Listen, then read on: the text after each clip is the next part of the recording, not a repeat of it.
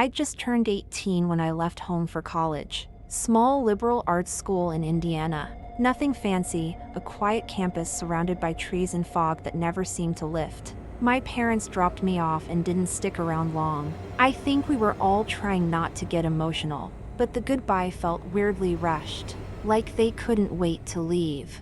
Orientation week was filled with the usual icebreakers, tours, awkward conversations, free pizza. It was fine, I guess, except for this constant, subtle feeling like I didn't belong there, or like someone was watching me. Everyone else seemed excited and busy. I just felt off.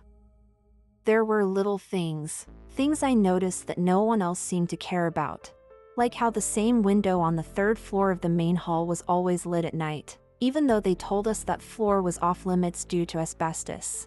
Or the old statue of a woman holding a lantern in the quad. It faced different directions depending on the time of day. Sometimes it was looking at the library, sometimes the dorms. I thought maybe it was just my imagination. I was stressed, away from home, adjusting.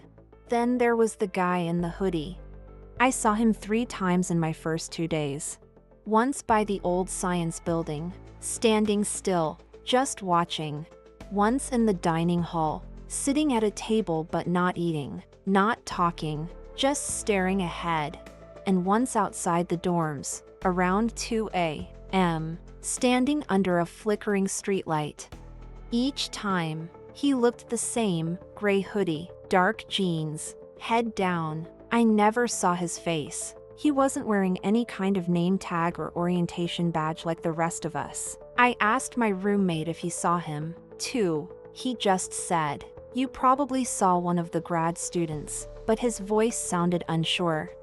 On the 3rd night, the school held something called the Midnight Mixer, a tradition for new students. Everyone was supposed to meet at the old gym at midnight for music, games, and bonding. The gym looked like it hadn't been used in decades. Peeling paint, rusted bleachers, that kind of smell you only get in forgotten places. At around 12:45, someone turned off the lights, probably a joke. There were laughs, some screams, someone dropped their soda. But then it got quiet. Like too quiet. No laughing, no whispering, just pitch black silence for what felt like a full minute. Then the lights came back on. Most people were brushing it off, joking. But this one kid, Brian, looked pale. He said someone had whispered something right into his ear while the lights were out. Only, he was standing alone, backed into the corner wall. There was no one near him. People shrugged it off as a prank, but I could tell he was shaken, really shaken. I left the gym early, a little before 1:30. My dorm was a 10-minute walk if you took the main path. But there was a shortcut through the woods that cut the walk in half. They warned us not to take it, said it was dangerous at night. No lights, animals, uneven trail. But I was tired, and part of me liked the idea of walking in the dark alone. That shortcut changed everything. It was dead silent. Not even crickets. Just me, my dim phone flashlight, and the sound of my own footsteps crunching on leaves. About halfway through, I spotted someone up ahead. They were just standing between the trees, not moving. I thought maybe it was another student. "Hey," I called out. "You okay?" No answer. They didn't move, didn't react. I took a cautious step forward, and they took a step back. Still facing me, still not saying anything. That's when I noticed something wrong. Their body proportions were off.